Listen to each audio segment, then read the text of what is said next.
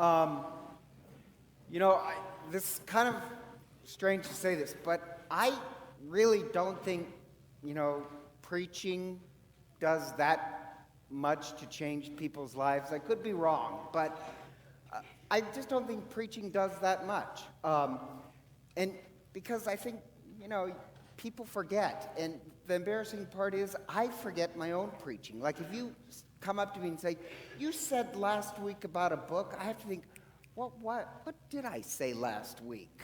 I think the purpose is really not the preaching. I think we come to Mass week after week because it shows our intention. It gives us a direction to our life.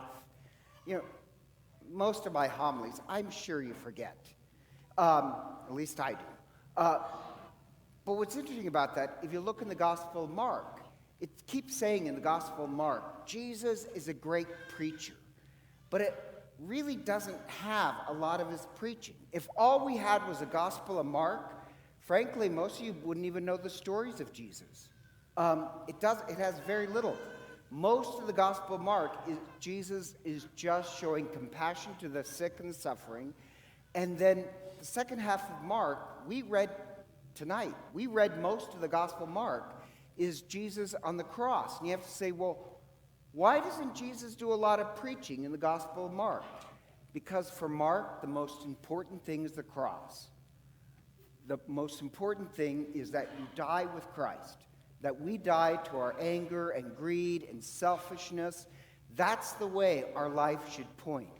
So before you study Scripture or do a lot of preaching, what's far more important than that is that your life points to the cross, that you're constantly dying to anger and selfishness and fear.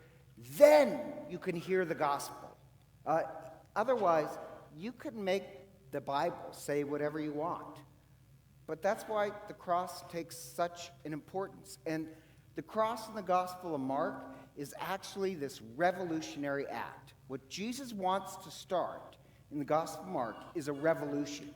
And it's a little bit more obvious in the Greek, because in the Greek, the title, the scripture above his head, it's called a titulus, and everybody who's crucified gets one. So you know what the crime was.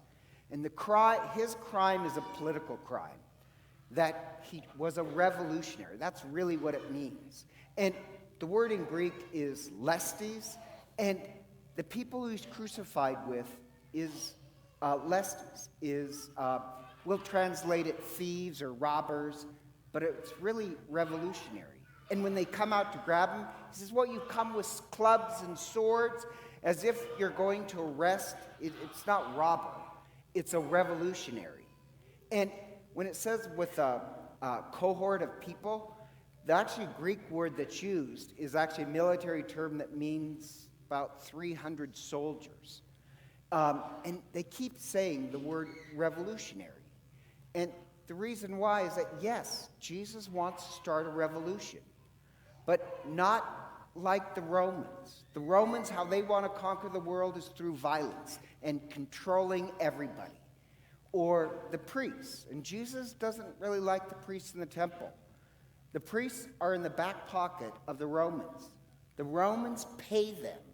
And so the priests, they want to control the world really through religion that really is quite corrupt. And the Pharisees, you know this, the Pharisees just think the world should be controlled through rules and regulations.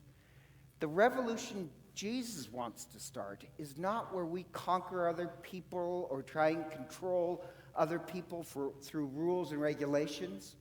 It's a revolution where we're willing to die. We die to all these things in our heart, the anger, the greed. We die to it all so that what can truly live this new life is the resurrection, where we become people of compassion and love. And this is the revolution he wants to start. And so, like today, when we act it out, it starts with the palms. And just to explain the palms is proclaiming your loyalty to Christ, the King. You're proclaiming by holding the palms that you're going to be loyal to Christ, who wants to start this revolution. You remember in Scripture when David comes to Jerusalem to become the new king, people rip down palm branches and lay them in front of him and wave them as a sign of their loyalty. So your palms are a sign of your loyalty to follow Christ. Now the problem is, if you remember, the crowds ripped down the palms and were waving him for Christ. And by the end of the story, they're yelling for his crucifixion. Why? The reason why is that, yes, they want a Messiah. They want Jesus to be the Messiah. But they want him to be the type of Messiah that will give them gifts and kick the Romans in the teeth. That's not the type of Messiah he is. In Ezekiel, it describes the Messiah he will be. He'll be riding on a colt of a donkey. That means he's a prince of peace. He's going to clean up the world, the corruption in the world, not through greater violence or control, but self-sacrifice. And that's exactly how we're going to change the world, by really dying with Christ so that we can be this great people of love. That's what those symbols mean. And when they're waving the palm branches, they're crying out, Hosanna, Hosanna. Hosanna is basically just the Hebrew for liberator. We're claiming Christ as our liberator. We're going to do it tonight in the Eucharistic prayer. We're claiming Hosanna, that Christ will liberate us so that we can truly be people of great love. And so that's why there's this connection between the palm and the cross. Your palms are blessed. People weave them into crosses. I don't know how they do that. Or the more simple way is just to put it behind your crucifix in your house so that when you see the palm and the crucifix, please remember, we're trying to start a revolution here. Christ is trying to start a revolution where we're the ones who will die with Christ so that what rises in us, the only thing that's left, is that we become people of peace, of great compassion and love for others.